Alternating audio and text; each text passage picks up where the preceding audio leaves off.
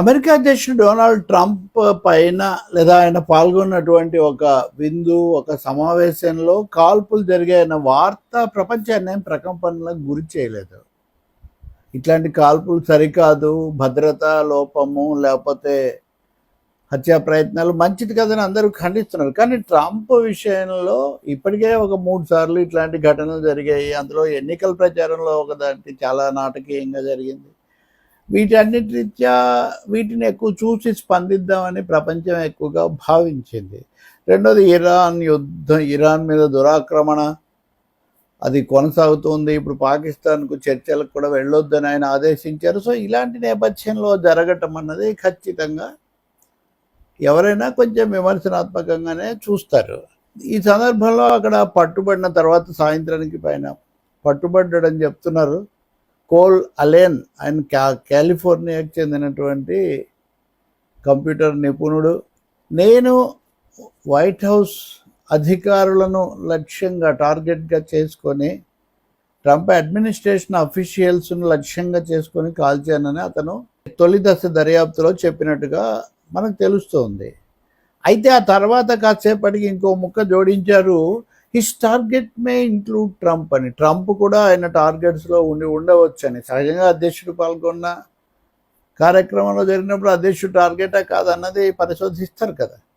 కానీ అమెరికా రాజకీయాల్లో, అమెరికా సమాజంలో ఈ కాల్పులు, హత్యా ప్రయత్నాలు, హత్యలు, అనేక మంది అధ్యక్షులు గతంలో హత్యలకు గురి కావడం ఇవన్నీ చూసినప్పుడు ఇలాంటి ఘటనలకు వాళ్ళు గతంలో చాలాసార్లు చూసి ఉండటం ఒకటైతే, రెండోది ట్రంప్ ఆయన పద్ధతులు వీటన్నిటి రీత్యా కూడా దీని మీద మరింత ఆసక్తి, ఏం జరిగి ఉండొచ్చు అనే ఉత్కంఠ కూడా పెరుగుతాయి. ఆయన దాని మీద మాట్లాడుతూ కొలెన్ అనే అతనికి ఏదో ఏ సంస్థతోనో సంబంధం ఉందని నేను అనుకోవట్లేదు, ఇరాన్కు దీంతో సంబంధం ఉందని అనుకోవటం లేదని చెప్పారు. చెప్తూనే అతను ఒక మేనిఫెస్టో ప్రణాళిక తయారు చేసుకున్నాడు అని చెప్తున్నారు. అంటే నెమ్మదిగా ఒక బీజాలు వేస్తున్నారు. ఆ తర్వాత క్రైస్తవ మతాన్ని వ్యతిరేకించే వాళ్ళు చాలామంది ఉన్నారని కూడా అన్నారన్నమాట. దీనికి ఏదో మతము సంబంధం ఉందని కూడా అధ్యక్షులు వారు పరోక్షంగా ఆరోపించడం, ఆపాదించడం మనం ఇక్కడ గమనిస్తాం. ఎవరిని అతను టార్గెట్గా చేశాడు, ఏమేమి వస్తాయో తెలియదు. కానీ దీన్ని 2 అంశాలు మనము ఖచ్చితంగా గమనించాల్సినవి ఉన్నాయి. మొదటిది, white house reporters association, white house media ప్రతినిధులు వాళ్ళ సమావేశానికి, వాళ్ళు నిర్వహించే ఈవెంట్కు అధ్యక్షులు హాజరవుతుంటారు. ఎందుకంటే వైట్ హౌస్ని కవర్ చేస్తారు కాబట్టి.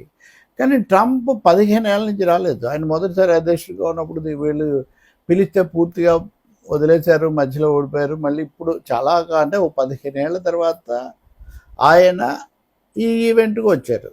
వచ్చిన సమయంలో ఇది జరగడం, అది డిన్నర్లో, అది చాలా షాకింగ్. అంటే మీడియా సందర్భంలో జరగడం. ట్రంప్ మీడియా మీద చాలా వ్యాఖ్యలు చేస్తూ ఉంటారు, మీడియాతో శత్రుపూరిత సంబంధాలు అంటారు. ఆయన దాదాపు తన సొంత మీడియా, సొంత ప్లాట్ఫామ్ ఇవన్నీ కూడా పెట్టుకున్నారు కదా. కాబట్టి మీడియా సమావేశాన్ని ఎందుకు వాడుకోవటం. హిల్టన్ హోటల్లో ఇది జరిగింది ఘటన. హిల్టన్ హోటల్లో ఎందుకు పెట్టారు? దీనికి మళ్ళీ ట్రంప్ ఒకటి తీసుకొచ్చారు.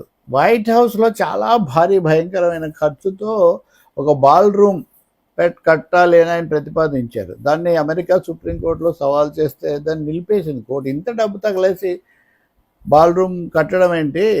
వైట్ హౌస్ అంటే దానికి సంబంధించిన భద్రత అంతా ఉండాలి. దాని ప్రకారం మీరు భద్రత పెట్టడం అంటే లోపల ఏం జరుగుతుందో తెలియదు.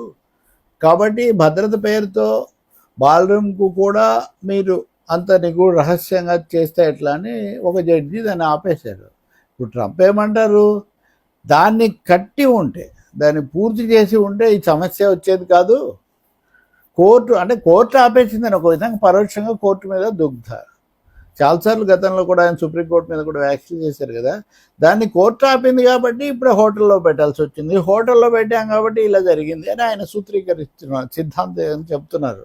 మనకి ఇదంతా చూసాక చాలా హాలీవుడ్ సినిమాలు, వాటిని అనుకరించి తెలుగులో వచ్చిన సినిమాలు కూడా గుర్తొస్తాయి. అంటే హంతకుడు లేదా దాడి చేయదలుచుకున్నవాడు ముందే ఆగంతకుడు అంటాం మనం. ఆగంతకుడు ముందు రోజే వెళ్ళి హోటల్లో ఉండి కొన్ని భద్రతాన్ని పర్యవేక్షణలు తప్పించుకొని, ఎలా తప్పించుకుంటాడు? అమెరికా అధ్యక్షుడు దుర్భేద్యమైన భద్రత ఇవన్నీ చెప్తారు కదా. ఎలా జరిగింది ఇది? 24 గంటల తను ముందు నుంచి అందులో ఎలా ఉన్నాడు, ఇందులో ఎలా జాయిన్ కాగలిగాడు, ఇవన్నీ ప్రశ్నలు కదా. ఖచ్చితంగా ఈ సినిమాల్లో కూడా వీటికి మనకు కొన్ని క్లూస్ దొరుకుతాయి. అంటే జడ్జి లేదా కోర్టులో ఎదురైన అవరోధాన్ని దీనికి కారణంగా ట్రంప్ చెప్పడం అన్నది మనం తప్పకుండా గమనించాల్సి ఉంటుంది. మతాన్ని ఇక్కడ కారణంగా మతం మీద కోపంతో చేశారు అని అంటే దేశం మీదే కాదు, ఇక్కడ దేశం మీద అంటే అమెరికా ఒకటే అవుతుంది, అమెరికన్లను ఆగ్రహం తెప్పించవచ్చు. కానీ మతాన్నే మరి హత్యా ప్రయత్నాలు వీటి గురించి ఎందుకు మీ మీదే జరుగుతున్నాయని ఫ్యాక్స్ విలేకరు అడిగారు. ఫ్యాక్స్కి ఎక్కువగా ఇస్తుంటాడు ఫాక్స్ వార్తా సంస్థకు ఆయన.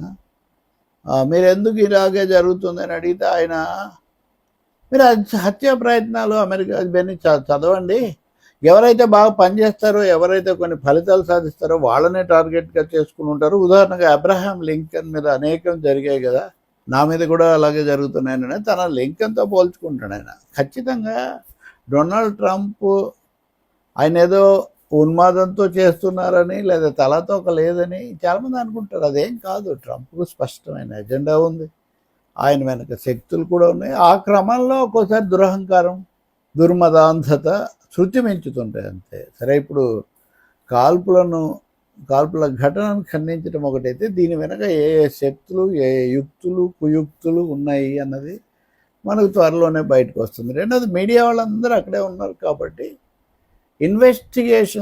ఇన్వెస్టిగేటివ్ జర్నలిజంకు చాలా అవకాశం మనకి ఇక్కడ కనిపిస్తుంది. ఇది కాకుండా కొంతమంది మీడియా వాళ్ళు దీనికి ఏం స్పందించకుండా తినుకుంటూ కూర్చున్నారు, వాళ్ళు మందు పట్టిస్తున్నారు, ఇలాంటి ఫోటోలు కూడా కొన్ని వస్తున్నాయి. అంటే దాన్ని బట్టి మనకు అర్థమయ్యేది అక్కడ వాతావరణం ఎలా ఉంది, వాళ్ళు ఎందుకు అలా చేశారు అన్నది కూడా మనం ఆలోచించుకోవచ్చు. చూద్దాం, ట్రంప్ క్షేమంగా ఉండాలి, ఆయన చేతుల్లో ప్రపంచం కూడా క్షేమంగా ఉండాలి. మరి రెండోది, ఇలాంటి వాళ్ళు ఎవరైనా సరే కాల్పులు ఇట్లాంటి వాటికి పాల్పడటాన్ని భద్రతా బలగాలు ముందుగా గుర్తించాలి, జరగకుండా నిరోధించాలి, జరిగితే చర్యలు తీసుకోవాలి.